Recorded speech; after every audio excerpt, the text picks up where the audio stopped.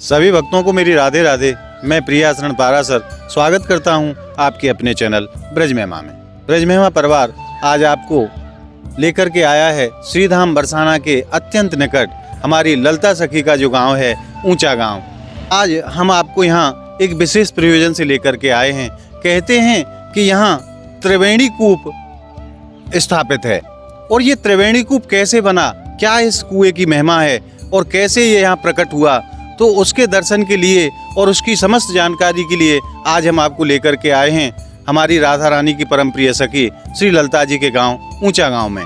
और यहीं उन महापुरुषों की समाधियां भी हैं जिन्होंने ब्रज को साक्षात प्रकट किया।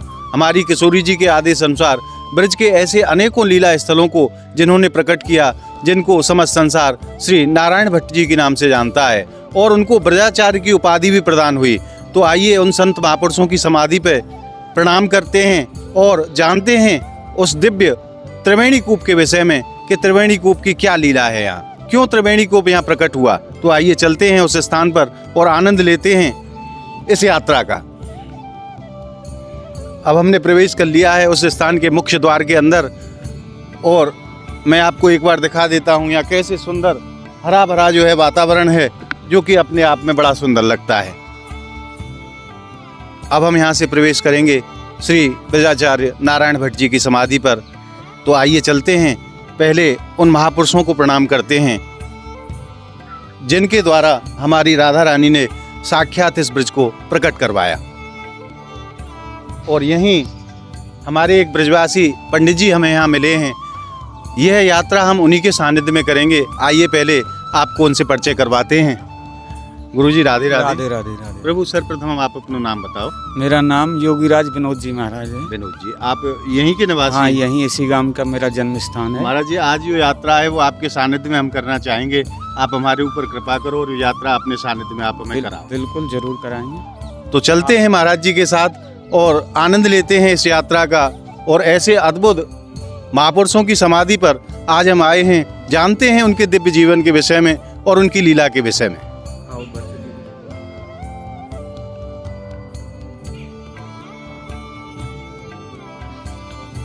सर्वप्रथम मैं आपको दर्शन करा देता हूँ। यहाँ बोर्ड के माध्यम से ये इस स्थान के विषय में बताया गया है, जैसा कि आप दर्शन कर रहे हैं। और अब हम पहुँच गए हैं ठीक उस स्थान पर जहाँ ब्रज के ब्रजाचार्य श्री नारायण भट्ट जी की समाधि विराजमान है। तो आइए चलते हैं उस समाधि पर प्रणाम करने के लिए।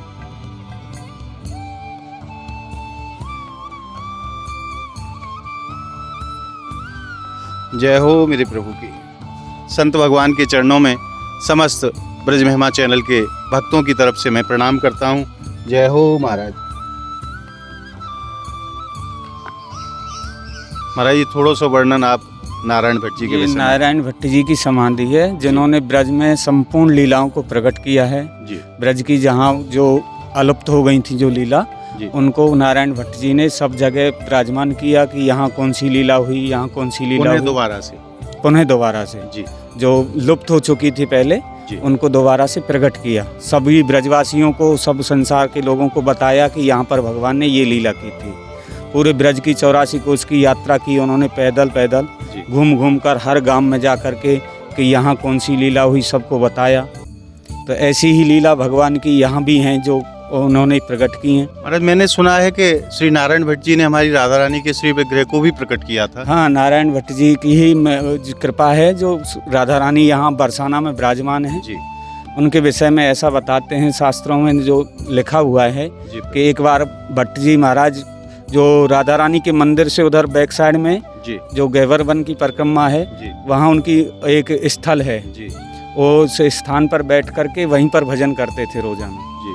तो वहाँ पर बैठ कर भजन करते रोजाना, तो कुछ भक्तजन आ जाते, कथा सुनते, उनका कीर्तन सुनते। महाराज जी कथा भी सुनाते थे जी। तो वहाँ रोजाना कोई एक लड़की आ जाती थी छोटी सी कन्या के रूप में और आकर के उनकी कथा सुनने लग जाती थी। और महाराज जी का रोज का नियम था कि जब तक कथा होती रहती तब तक महाराज जी बोलते नहीं थे किसी से, केवल कथा कहते। अब जब कथा समाप्त होने को होती उसी समय वह लड़की अचानक चली जाती उठ करके, इतने वो बोल भी नहीं पाते, महाराज जी बात नहीं कर पाते थे जी। एक दिन महाराज जी ने सोचा कि ये लड़की इस बियावान जंगल में, पहाड़ी के चारों तरफ कोई गांव नहीं था, बरसाना भी नहीं था उस समय, तो ये लड़की कहाँ से आती है? यहाँ तो संत लोग रहते हैं या ग्वाल वाल आते हैं गाय चराने वाले, और ये रोजाना आती है कथा सुनने के लिए, तो ये कहाँ से आती है? आज मैं अपना नियम तोड़ूंगा और इसको पूछूंगा परिचय बीच में ही। तो महाराज जी ने जैसे ही नारायण भट्ट जी ने कथा शुरू की, लड़की आकर के वो कन्या विराजमान हो गई, कथा सुनने लगी, तो नारायण भट्ट जी ने अपना मौन व्रत तोड़ दिया, कथा को बंद कर दिया बीच में ही, और पूछा बेटा आप कहाँ से आते हो, आपका नाम क्या है? तो वो कहने लगी महाराज मेरा नाम राधा है। बोले तेरा गांव कौन सा है? तो बोली मेरा तो गांव यही है, बरसानो ही है। बोले महाराज यहाँ तो कोई घर ही नहीं है, बेटी कहाँ से आती हो तुम? तो वो ज़्यादा कुछ नहीं बोला, आकर के उनकी गोद में बैठ गई, किशोरी जी उनकी गोद में बैठ गई, और बैठते ही वो पत्थर की प्रतिमा बन गई, पत्थर की मूर्त हो गई। तब नारायण भट्ट जी ने उनको वहीं पर अपनी कुटिया में ही विराजमान किया, आसन दिया, वहीं पूजा पाठ करने लगे। उनके शिष्य थे वो उनके साथ में।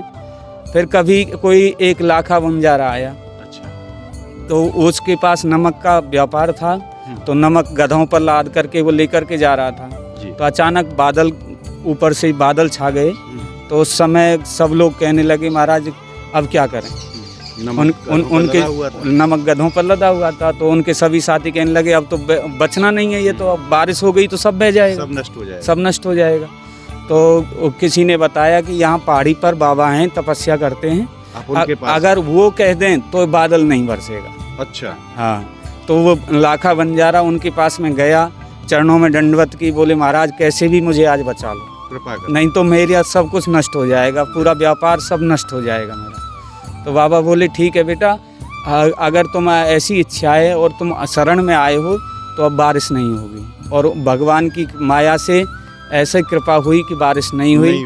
वो चला गया अपना व्यापार करने के लिए, और जब नमक को बेच करके लौट करके आया तो फिर उसने बाबा के चरणों में आकर के दक्षिणा रखी और कहा बाबा इसे स्वीकार करो। बाबा बोले भैया मुझे नहीं चाहिए, आपको अगर करना है तो मेरी किशोरी के लिए एक छोटा सा मंदिर बनवा। तो उन्होंने एक छोटा सा मंदिर वहाँ पर बनवाया, जो आज भी सिंहपुर के ऊपर जहाँ ब्रह्मा जी का स्थान है, उस जगह पर जो प्राचीन मंदिर था, जो लाखा बंजारी ने बनवाया। तभी से वहाँ राधा रानी विराजमान है। ये जो अब जो नवीन मंदिर है, ये सेठ हरगुलाल ने बनवाया है। प्राचीन मंदिर वही। तो आपने जाना कि कैसे अद्भुत संत हुए हैं जिनके ऊपर हमारी किशोरी जी ने साक्षात कृपा की। ये वही नारायण भट्ट जी हैं जिन्होंने राधा रानी के श्री विग्रह को प्रकट किया, और आज हम बरसाना में जिस स्वरूप के दर्शन करते हैं वो कहीं ना कहीं कृपा हमारे नारायण भट्ट जी की है, जिनके द्वारा किशोरी जी वहाँ आज भी विराजमान हैं, और आज भी समस्त संसार उन दर्शनों का लाभ प्राप्त करता है जिसके लिए देवता भी तरसते हैं। तो ऐसे तेजस्वी संत हुए हैं श्री नारायण भट्ट जी, उन्हीं की समाधि पर आज हम दर्शन के लिए आए हैं। तो आइए आनंद लेते हैं उन दर्शनों का। एक बार दिखाइए भैया पूरा घूम के। यह स्थान हमारी राधा रानी की परम प्रिय सखी श्री ललिता जी के गांव ऊंचा गांव में विराजमान है, जो कि बरसाना से लगभग 1.5 किलोमीटर की दूरी पर स्थित है। बहुत ही सुरम्य वातावरण, पक्षियों की चहचहाहट, बड़ी ही शांति है इस स्थान पर, जहां साक्षात नारायण भट्ट जी की समाधि विराजमान है। महाराज जी अब आगे की यात्रा पर आप कहाँ लेके चलेंगे? अब हम चलेंगे त्रिवेणी कूप पर। तो अब महाराज जी के साथ चलते हैं त्रिवेणी कूप पर और आनंद लेते हैं उस त्रिवेणी कूप का। क्यों ये त्रिवेणी कूप यहाँ स्थापित किया गया, क्या उसकी महिमा है, क्या उसकी लीला है, जानते हैं पूज्य महाराज श्री के द्वारा। आइए हमारे साथ। और ये जो आप मेरे पीछे दर्शन कर रहे हैं, ये संतों की छोटी छोटी कुटियाँ हैं जो ब्रज में रह कर के हमारी किशोरी जी का दिन रात भजन किया करते हैं। यहीं से, जय हो महाराज, दंडोत, यहीं से वो रास्ता है उस त्रिवेणी कूप के लिए, जिसके दर्शन के लिए हम और आप चल रहे हैं। बहुत ही सुंदर स्थान है, और मैं सभी भक्तों से एक निवेदन और करूंगा कि आप जब भी बरसाना पधारें तो ऐसे स्थानों पर आप दर्शन के लिए जरूर आएं, क्योंकि यह हमारे भगवान कृष्ण की लीला के साक्ष्य के रूप में आज भी ये स्थान यहाँ विराजमान है, जिनके दर्शन प्राप्त करके बड़े ही आनंद को प्राप्त किया जा सकता है। यह कोई दूर नहीं है, बरसाना से लगभग 1.5 से 2 किलोमीटर की दूरी पर है, जिसको श्रीधाम ऊंचा गांव के नाम से समस्त संसार जानता है। और यहीं हमारी राधा रानी की परम प्रिय सखी श्री ललिता जी विराजमान हैं। तो आइए चलते हैं त्रिवेणी कूप के दर्शन के लिए। जय हो।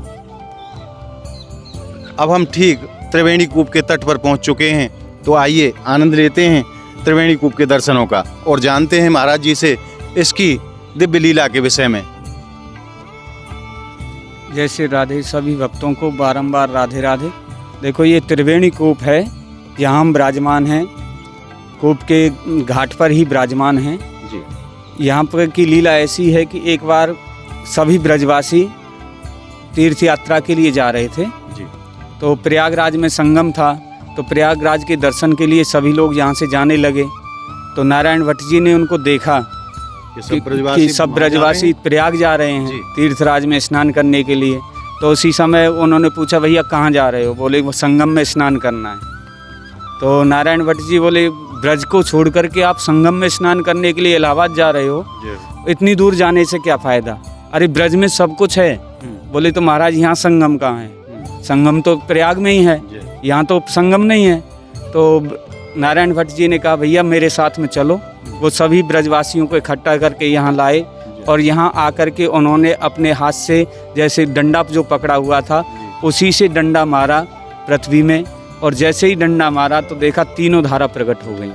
गंगा, यमुना और सरस्वती तीनों धारा इसी स्थान पर प्रकट हुई और सभी ब्रजवासियों ने स्नान किया। बड़ा आनंद आया सब ब्रजवासियों को।